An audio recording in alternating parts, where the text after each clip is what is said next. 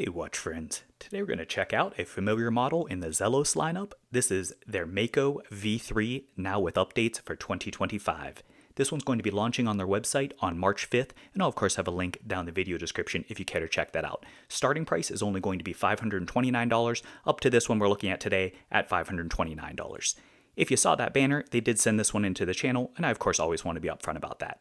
So with that out of the way, let's go ahead and dive in. We'll first knock out the specs, then we'll get a better feel for what this one's like to actually live with. The case, measured from the 2 o'clock to 8 o'clock position, is coming in dead on at 40 millimeters. The bezel, I'm also getting right at 40 millimeters for that as well. The lugs remaining strap change friendly 20 millimeters. The lug to lug is a little bit longer than the past model because of the change in end lengths, coming in at 47.2 millimeters. The thickness remains the same at 14.7 millimeters. That is inclusive, though, of this double dome sapphire crystal. That, as you can see, does have a significant dome to it. That actually adds about 2.6 millimeters to the total thickness. So while certainly not what I would call a slim watch for the water resistance and everything else, it actually does wear thinner than the specs would denote. The crystal itself, as already mentioned, is a double dome sapphire crystal, and it does feature inner AR coating. Anytime you're dealing with a dome that's that pronounced, you're still always going to pick up some glare and some reflectivity because it's coming from so many angles, but I think they do an okay job with it. As far as the movement, this is the same as the past ones, beating away with a Miyota 9015. For those who aren't familiar with it, that's going to be an automatic movement. It does have hacking, hand winding, 28,800 beats per hour, around 42-hour power reserve, all that kind of good stuff. Nice, reliable movements. The water resistance remains the same at 300 meters or 30 atmospheres. This stainless steel version is coming in on this bracelet at 161.2 grams. So certainly a little bit heavier than the titanium version that we've looked at in the past, but still not terrible. All right, so now that we have all that out of the way, let's go ahead and take a look at the available colors. There's, of course, the meteorite version that we're looking at today, which is a natural meteorite dial. There's also a black guilloche version, a light blue version that's really cool with a reverse gradient or fume to that. There's also a falcon's eye, which that's a stone, so like a blue tiger's eye for that. There's also a really cool Cerakote version that's a combination of gray and orange with a lot of Cerakote accents. And then there's also a really gorgeous purple guilloche version as well. Across this lineup, you're going to see that there's going to be a range of textures depending on which version you go with. We're going to, of course, explore the meteorite the most here. This one has absolutely gorgeous striations. One of the things that's so cool, though, with meteorite, it is, of course, natural meteorite or real meteorite. So with that being the case, you're going to notice that there's going to be different striations, patterned, different ways that it picks up across each of the respective versions out there. And that's something I really appreciate. Yeah, it's a little bit of the luck of the draw, but that being said, it's always going to be fun seeing which one you get. As far as the dial layout, this is going to be familiar with the past Mako models, however it does have some subtle tweaks. Most notable is at the 12 o'clock position, you can see they have an all-new logo. That's going to be very reminiscent of the incorporation they have on a lot of their newer clasps, so I think that's a nice little touch there.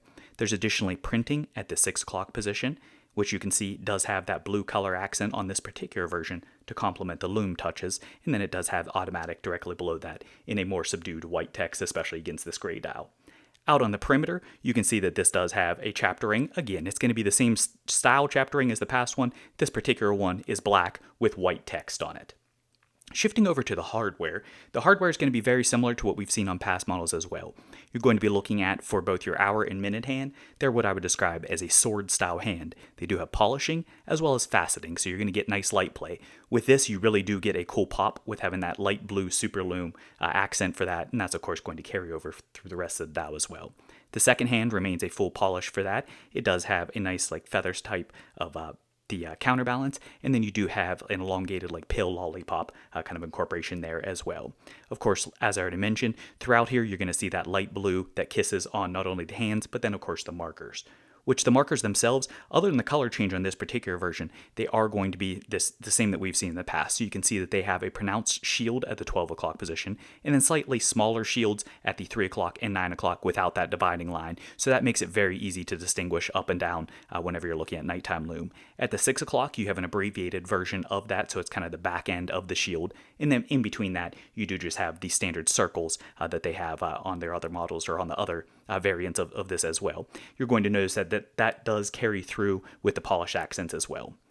As far as the loom itself, just like in the past and with other Zelos models, the loom is very strong for this.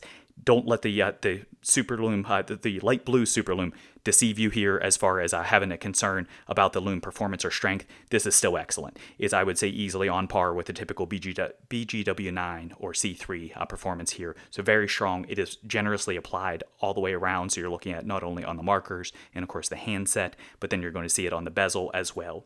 And with that being said, on this particular one, as well as with some past models, they actually have it on the crown as well. As far as the bezel, this is one of the biggest changes that they have on this particular model, and we'll check out that action because they've actually changed the mechanism for it. But what's not going to change is this remains a dive style bezel, so you're looking at a 120 click unidirectional bezel.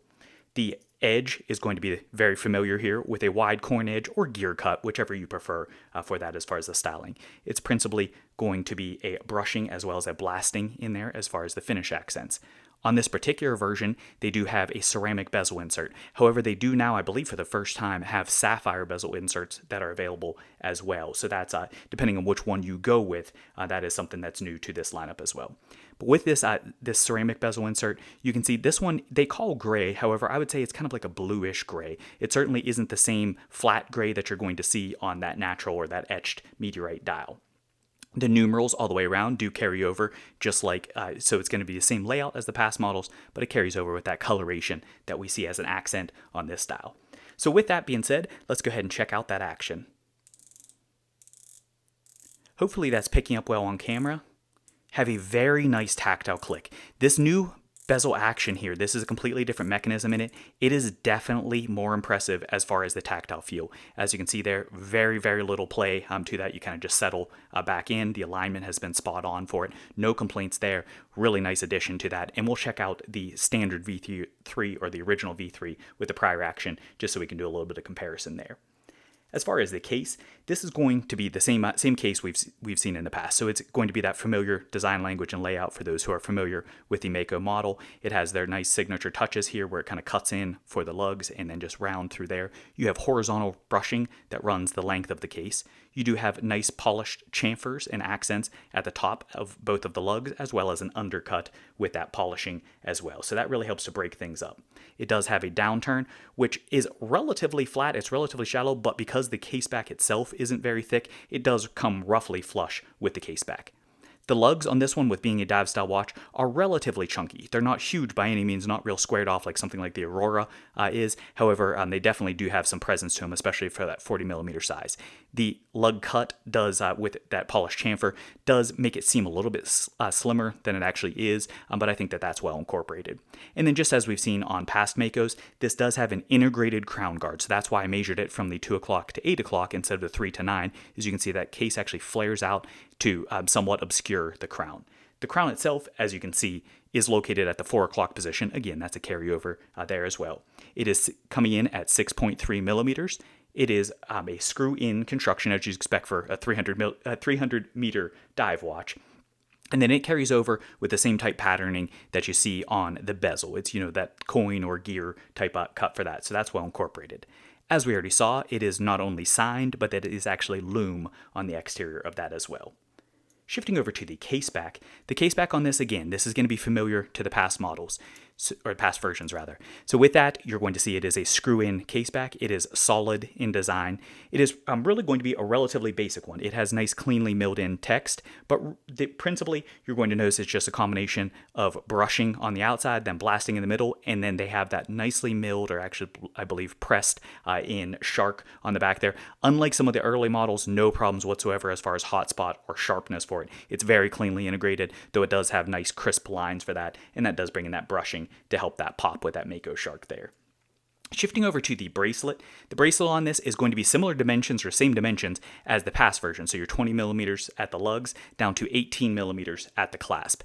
The main area that this changes, as I already alluded to earlier, for the first time ever, as they've had many requests for this, they went over to female end links. So that's going to give a quicker, shorter drop here that we'll check out shortly. It's going to carry over with the same finishing, so you're going to look at principally brushed, but it does have polishing on the outside. It remains a rounded 3-link construction for that. It continues to be held in with screws, which if you don't already have one, I will have a quality screwdriver linked down the video description, as well as link to help walk through how to get these adjusted and everything. But I do highly encourage you pick one of those up if you don't already have one. It does have quick release spring bars on the back, so it makes it easy if you want to change out the straps. As far as the articulation, with this design, it has a little bit on the long side as far as the links. However, despite that, I think it has a pretty good articulation. It also has nice curvature on the inside of the link, so it's very comfortable on the wrist, despite the fact that it's not going to drape like a beads of rice or something like that would, but I think it contours just fine to the wrist, so no real complaints there. Coming back to the caseback, it doesn't quite come flush with the caseback, but that's because of those quick release spring bars.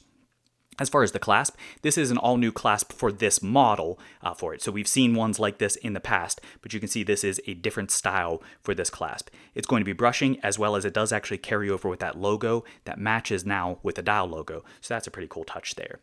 As you open it up with its double pusher construction there, it does have a milled bridge on the inside.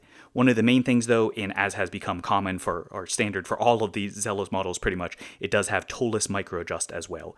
This is one of the ones where it is not ratcheting, so you actually have to pull up on that link and slide it forward and backwards. It does have a nice clean link integration in that it just directly brings through with a similar styling, which I know a lot of people like. I do think it's a little more of a fiddly clasp to adjust, but we'll come back to that. Alright, so with all of that, you should have a much better feel for this model, what's updated on this particular version, as well as for those who are seeing it for the first time, what this one's like overall. But first, let's go ahead and bring this in next to, this is the Mako V3, so you can see obviously a lot of similarities between these two, but this is from the first batch, and let's go ahead and listen to that bezel action. As you can hear, a lot softer click. Definitely a much more pronounced ratcheting to this one, and I've got to say, I think it is a much more satisfying bezel action overall, so that is a great change in my book. Let's try not to drop the watch there. All right, here it is next to a Henry Archer, and this is their Aqua, another 40mm diver, just to give you an idea as far as sizing and presence there.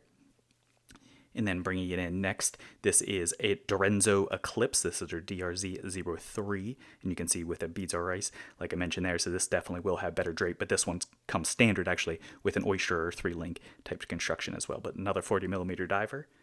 And then finally, bringing it in next to a Revelot. This is the Hex Mariner 39. So this gives you an idea. As you can see, the Hex Mariner does definitely have a thicker bezel, and you can see a lot smaller dial presence. This one has a lot of dial presence for a 40. I think it wears true to its 40 size, but it does definitely give you a lot of dial presence for it. So with all those fun colors, you've got a lot of real estate to look at.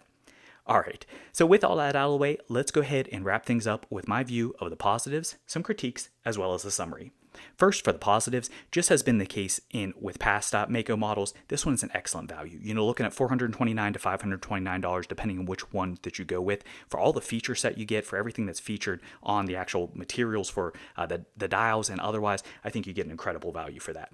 The build quality is very excellent. The finishing from Zelos is always great, at least in my experience. But additionally, though, this one is a very solid construction, as I'm sure you could pick up on from the over 160 gram weight, even on my 6.5-inch wrist. This one definitely does feel stout. I don't think it feels overly heavy or unbalanced, but it certainly is one that does feel solid.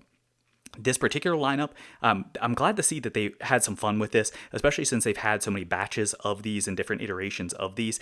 I think they really did some fun color combos. This is certainly one of the more subdued versions with its natural meteorite, though I'm a big fan of natural meteorite, but I think this pops nicely with those accents. I do miss having the double meteorite like they had on the original natural meteorite dial, but that being said, this gray looks cool here too. The loom, as we've seen on past Zelos models, don't have to really speak about that too much. The loom performance is just fantastic. They're definitely one of the strongest that you're going to find out there for loom application. Probably not quite the strongest, but very respectable, and I don't think anyone would have any complaints there. And then the bezel action, as I've already touched upon several times here, the bezel action is great. It is definitely a nice improvement. I think that is a big step up for this model, especially for those who are actually using this as a diver or just want to play around with the bezel. So what about the critiques, though? For me personally, I've got to say, I know this is going to be some polarizing opinions here. But first off, as far as the chaptering, you can see similar type chaptering. This one was blue here, but they brought over the black I think that I would have liked a little more monochromatic and maybe have gone with a gray or possibly even a blue. It might have been too much, but if they could have color matched with that, it would have been a cool accent. But the more polarizing opinions here, or less popular, is this was the male end link here. As you can see, the female end link. I've got to say, I personally actually like the aesthetic better on the male end link. With the way that they incorporate as far as from the lugs with not having a traditional curved lug case, I just think it's a cleaner look. Yes, this does give great articulation and it does drop nicely in the wrist, so I know most people are going to be happy about this, but I do think it looked better when it was the male end link there. Additionally, as far as the clasp, again, this is one of those ones, I know many people love this particular clasp. I do find it to be a little bit fiddly to adjust. I like the smaller stature of this, but I don't think this is as clean to adjust as some of the other clasps that they have. So I do appreciate the footprint, I appreciate the look, and I appreciate the functionality. However, this is not my personal favorite of the clasp, but again, that's going to come down to opinion. I do think it's a very clean incorporation with the way that the extension actually comes out. So pretty minor things, and really they're just preference based for that, because this model has had so much time to be refined for it. But that being said, those are my personal takes on that. As far as the summary, this, as I said at the outset, this has been a staple for the brand. It's been one of their most popular models. It's had more batches than quite possibly any other, plus of course three versions of it. And I think over time, it has gotten overall just better and better. You know, here, yes, there are some little tweaks to it that I personally do not prefer, like the female end links and like this particular clasp. However, I think overall, and especially where you look from its origins, great step in the right direction in that bezel action. I think that's absolutely fantastic. One of the better actions you're going to feel out there, especially on a $400 watch. So I hope this has been helpful for you and a fun look to get a better feel for this model. If you did enjoy this, please do tap that like button. If you haven't already done so, smash that subscribe button. Finally, drop me a comment. Let me know what you think. Are some of my controversial takes here as far as the critiques? Do you disagree with them, or what do you think? Do you prefer the look of the male end link, even if it's appreciating the function of this? Same thing with the clasp. Which color's your favorite? All that kind of good stuff. Thanks for watching.